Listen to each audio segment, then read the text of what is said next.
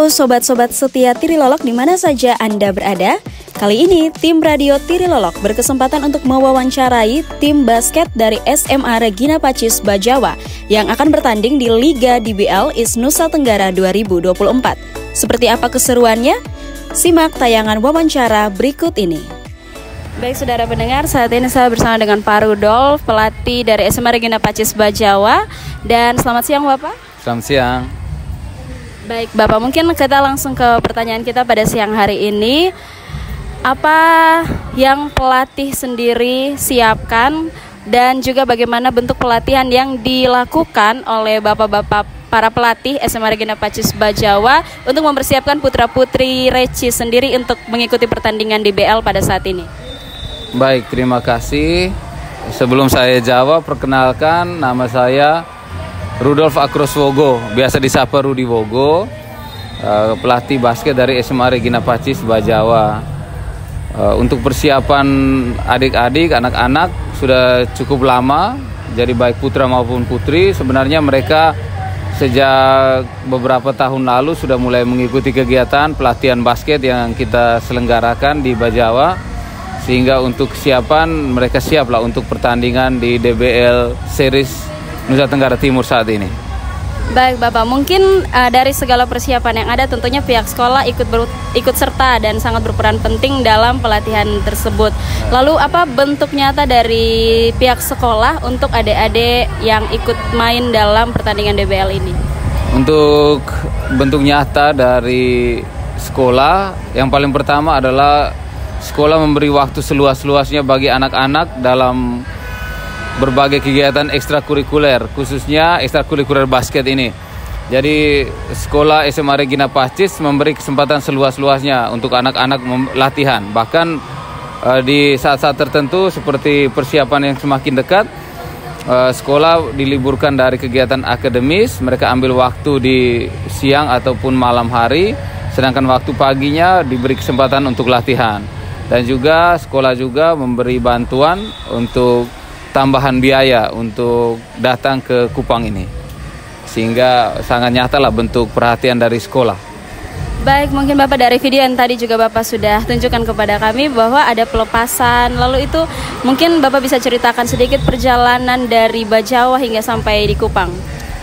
Untuk perjalanan dari Bajawa sampai Kupang cukup panjang ya, karena kita mulai awal dari pelepasan oleh sekolah, karena ini sejak 2015 ya, keikutsertaan tim Regina Pacis di DBL Nusa Tenggara Timur. Jadi sekolah juga sangat antusias untuk kegiatan ini. Dan kebetulan saat kemarin kita dengar bahwa Ferry Aimere cuacanya buruk, jadi kita bersyukur ada kapal Pelni, sehingga kita ikut jalur melalui Ende. Jadi perjalanan dari Bajawa menuju Ende dulu, dan dari Ende kita ke Kupang. Jadi baru sampai kemarin pagi, sehingga cukup jauh perjalanan. Tetapi kita bersyukur karena di kapal ya memang gelombangnya cukup besar, tapi karena kapalnya juga besar jadi tidak terlalu berpengaruh. Baik Bapak, mungkin dari Bajawa ke Kupang tentunya langgar laut ya Bapak, dan membawa nama bukan hanya nama sekolah secara pribadi, tetapi membawa nama juga untuk kota Bajawa sendiri. Apa mungkin ada bentuk dukungan dari pemerintah untuk adik-adik yang mengikuti DBL kali ini? Kebetulan pemerintah biasanya ada dukungan, tapi saat ini pemerintah cukup kesulitan sehingga mereka sendiri mengalami kendala keuangan, sehingga untuk kali ini secara keuangan pemerintah tidak berkontribusi. Tetapi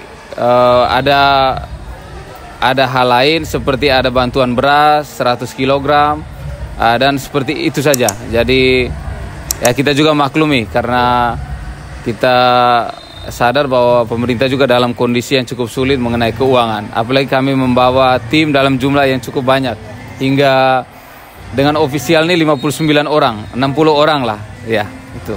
Baik Bapak, mungkin di beberapa pertanyaan terakhir, Dan Regina Pacis sendiri setiap tahun pasti akan mengikuti DBL dan juga pulang juga membawa juara. Apa biasa bentuk apresiasi dari sekolah maupun pemerintah untuk prestasi yang diraih? Untuk apresiasi dari sekolah, biasanya setiap tim yang datang apalagi mencapai juara biasanya diberi beasiswa oleh sekolah, sehingga sekolah luar biasa lah apresiasinya buat anak-anak didik mereka. Dan untuk dari pemerintah tentu saja biasa kadang-kadang kita diundang, tapi biasanya yang paling penting apresiasi dari sekolah. Ya. Baik, Bapak, mungkin yang di akhir wawancara kita hari ini, apa harapan dari Bapak sendiri dan juga sekolah tentunya secara umum untuk adik-adik yang akan mengikuti pertandingan DBL tahun ini, dan harapan untuk pertandingan DBL selanjutnya yang tentunya akan tetap diikuti oleh SMA Regina Pacis? Yang menjadi visi dari SMA Regina dan juga visi dari keterlibatan anak-anak di basket ini sebenarnya untuk pembentukan karakter. Jadi di sini ada 3 hal yang kita mau capai, yaitu bagaimana peningkatan knowledge-nya, pengetahuannya, peningkatan skill atau keahliannya, dan terutama peningkatan attitude-nya menjadi lebih baik. Itu yang kita targetkan untuk kita penuhi. Jadi melalui basket, sebenarnya basket yang menjadi sarana, bukan basket menjadi tujuan. Jadi basket yang menjadi sarana pembentukan karakter yang dimaksud, sehingga peningkatan hal-hal yang dimaksud tadi bisa terwujud. Oke Kak, selamat sore Kak. Selamat sore.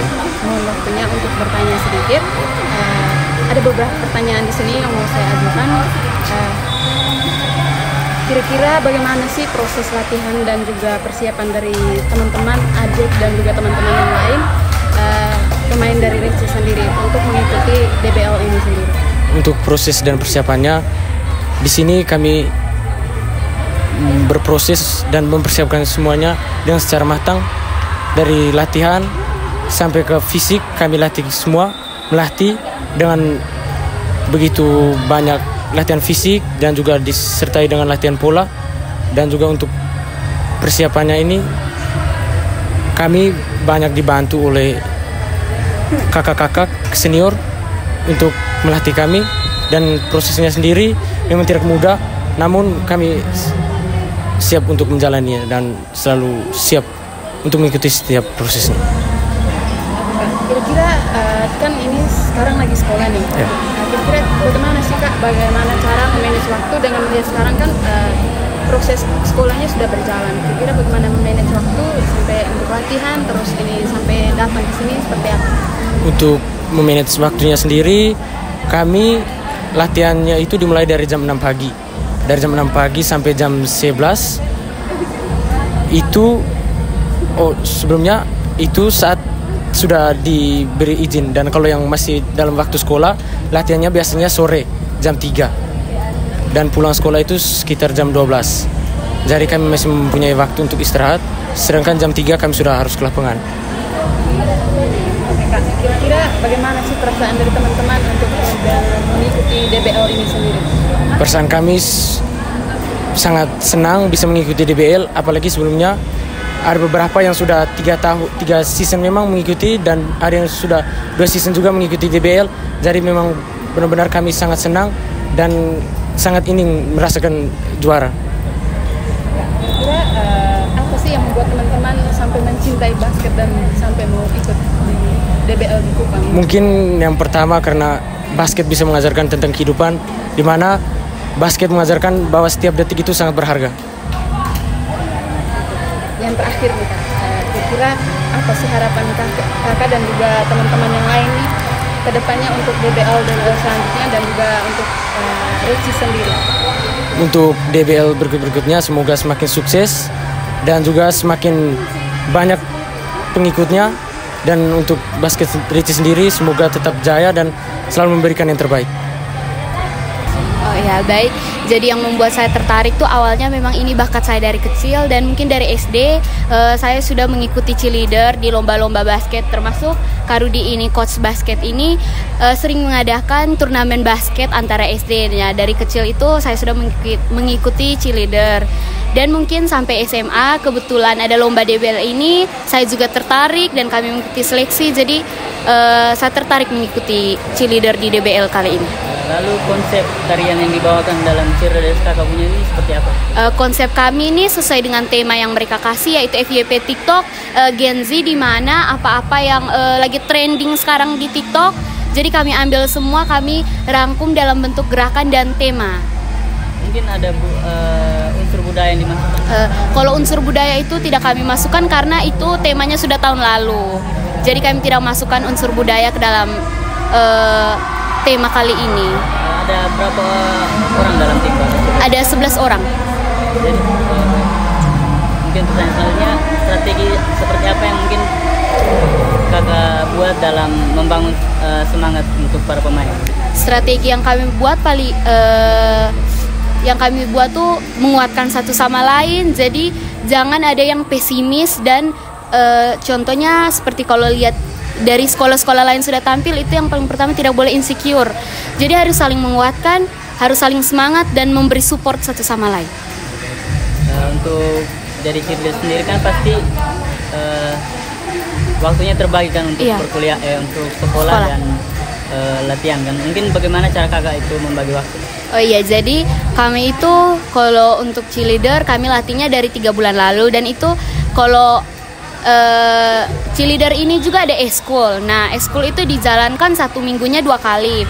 Jadi paginya kami mengikuti sekolah normal. Kebetulan sekolah kami itu pulangnya jam 12:30.